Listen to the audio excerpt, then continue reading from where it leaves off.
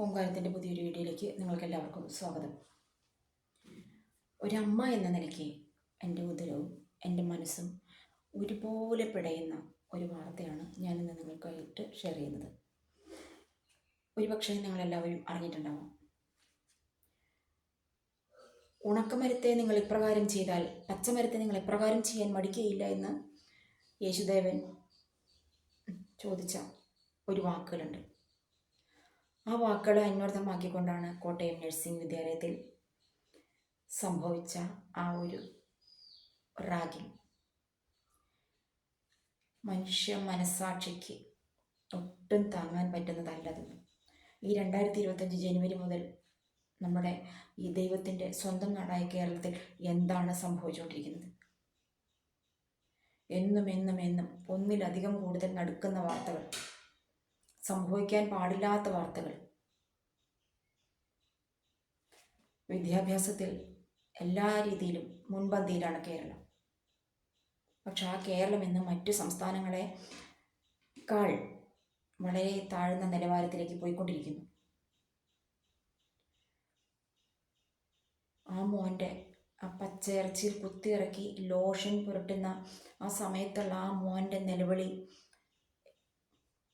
ഒരമ്മയ്ക്കും ഒരച്ഛനും സഹിക്കാവുന്നതല്ല.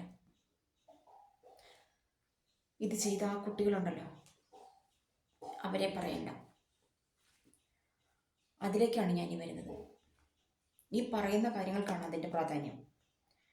Parenting, നല്ല parenting അത് ലഭിക്കാത്തതിൻ്റെ ഒരു കുറവാണ് ആ കുട്ടികൾ ഈ കാണിച്ചു കൂട്ടിയ പേക്കൂത്തുകൾ, അഴിഞ്ഞാട്ടം, രാത്രി സമയങ്ങളിൽ മദ്യപിച്ച് റോഡിൽ വിളയാടുക, ആഴ്ചയിൽ 800 രൂപ മദ്യപിക്കാനായിട്ട് കൊടുക്കുക.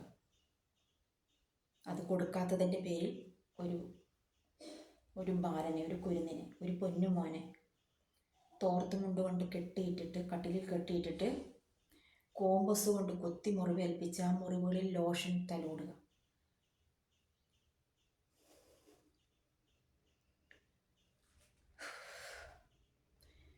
എങ്ങനെ സഹിക്കും ആ മോൻ്റെ അച്ഛനും അമ്മയും?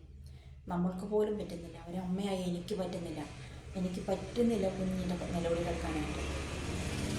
നിസ്സഹായനാണവൻ.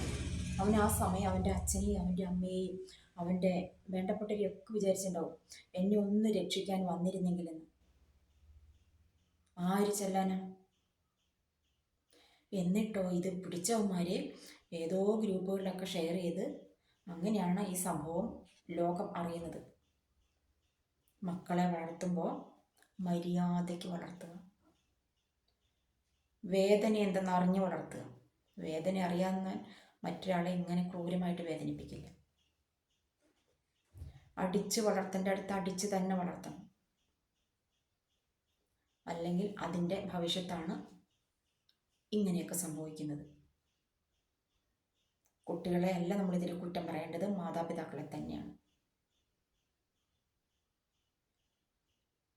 എവിടെയാണ്, എന്താണ്, ഏത് സമയത്താണ് സംഭവിക്കുന്നത് പറയാൻ പറ്റില്ല. ഒരു ദിവസം ഒന്നിലധികം വാർത്തകളാണ് ഇതുപോലെ ഞെട്ടിക്കുന്ന വാർത്തകൾ. എങ്ങോട്ടാണ് കേരളത്തിൻ്റെ പോക്ക്?